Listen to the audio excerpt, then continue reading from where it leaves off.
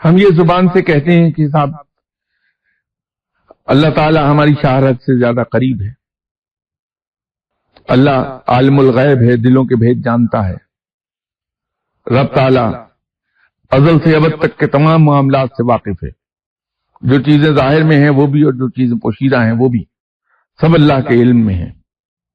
پھر ہم یہ کہتے ہیں کہ صاحب رب تعالی ہماری والدہ سے 70 گنا زیادہ مہربان ہے۔ ہم یہ کہتے ہیں کہ رب تعالی بن مانگے ہماری ضرورت سے زیادہ عطا فرماتا ہے۔